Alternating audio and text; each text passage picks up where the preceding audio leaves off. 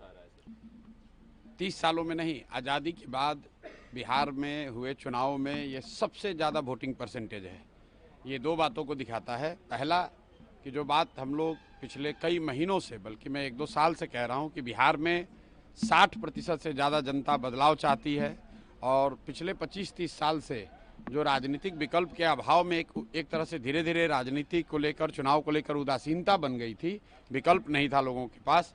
अब जनसुराज के आने से उनको एक नया विकल्प मिला है और बढ़ा हुआ जो वोटिंग परसेंटेज है वो दो बातों को दिखाता है। एक कि लोगों को एक नए विकल्प को देखकर उत्साह रहा है और बड़े पैमाने पर वोटिंग हुई है, बदलाव के लिए वोटिंग हुई है। और दूसरी बात, जो बड़े प्रवासी मजदूर हैं जो बहुत बड़ी संख्या में छठ के बाद रुके हुए हैं, उन्होंने अपना और अपने परिजनों का, अपने मित्रों का जो वोट कराया है उसने सबको सरप्राइज किया है। और जितने लोग ये बैठे हुए थे कि महिलाओं को 10,000 पैसा मिल गया और उसी से हम लोग जीत जाएंगे, इन चुनाव में महिलाएं तो हैं ही, लेकिन महिलाओं से बढ़कर प्रवासी मजदूर एक्स फैक्टर है। इस चुनाव का एक्स फैक्टर प्रवासी मजदूर हैं।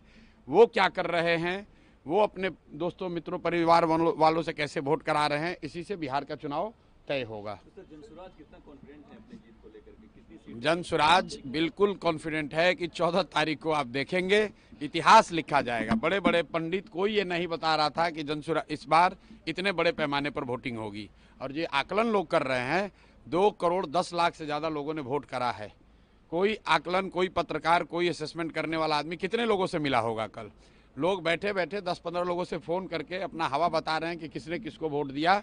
किसी को जानकारी नहीं है। जब 14 तारीख को काउंटिंग होगी तभी पता चलेगा कि 2 करोड़ से ज़्यादा लोगों ने किसको वोट दिया है सबसे ज़्यादा मात्रा में। जो हम लोग देख रहे हैं कि जो प्रवासी मजदूर है वो बदलाव चाहते हैं और बहुत एग्रेसिव होकर उन लोगों ने वोटिंग किया और कराया है। सर, बिहार के डिप्टी सीएम अपने ही प्रशासन पर धिक्कार रहे हैं, कह रहे हैं धिक्कार है इसे प्रशासन पे, क्या कहेंगे? वोटिंग के समय उन्होंने अपने और अपने सरकार का चाल चरित्र, चेहरा, उस पर मुहर लगाई है कि यहाँ पर कोई सुरक्षित नहीं है, कानून का राज नहीं है, जिसकी लाठी उसकी भैंस।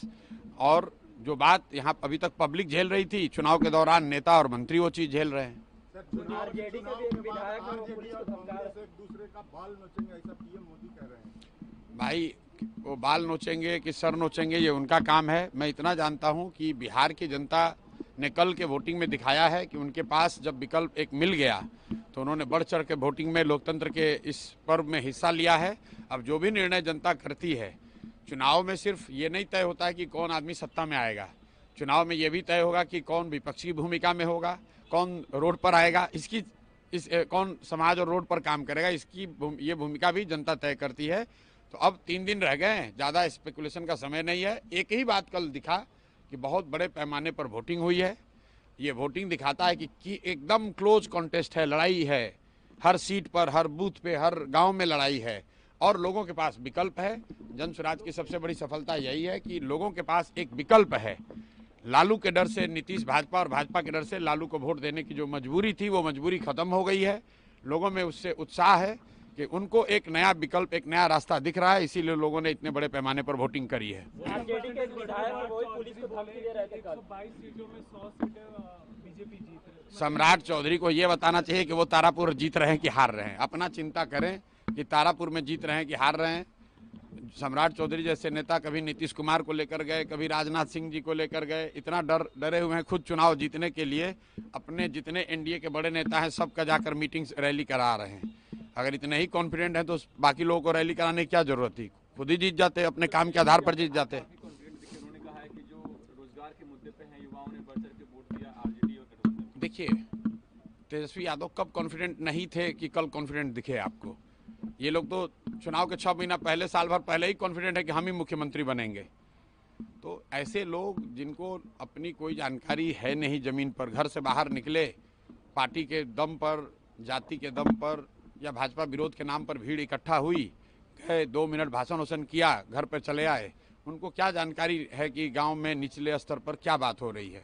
आप मुझे, जितने पत्रकार लोग हैं, ये बताइए कि किसी मीडिया चैनल ने, किसी पत्रकार ने, किसी राजनीतिक विशेषज्ञ ने, किसी पार्टी ने अगर ये कहा हो, किसी नेता ने कहा हो कि बिहार में इस बार अप्रत्याशित वोटिंग होने वाली है? किसी ने नहीं कहा है। और ऐसा नहीं है कि महिलाओं का वोटिंग ज़्यादा हुआ है। पहली बार बिहार में युवाओं की वोटिंग सबसे ज़्यादा हुई है, सबसे ज़्यादा एग्रेसिव होकर युवा वोट किया है। तो अगर युवा वोट कर रहा है तो अपने भविष्य के लिए वोट कर रहा है, बिहार में बदलाव के लिए वोट कर रहा है, बेहतरी के लिए वोट कर रहा है। स्टेटस को के लिए इतना बड़ा वोट पड़ना यूजुअली संभव नहीं है। एक दो अपवाद हो सकते हैं, लेकिन जहां कहीं भी पिछले 20 वर्ष में इस तरह से बढ़ चढ़कर वोटिंग हुई है, वहां इनकम्बेंट पार्टियों को, सरकार को खामियाजा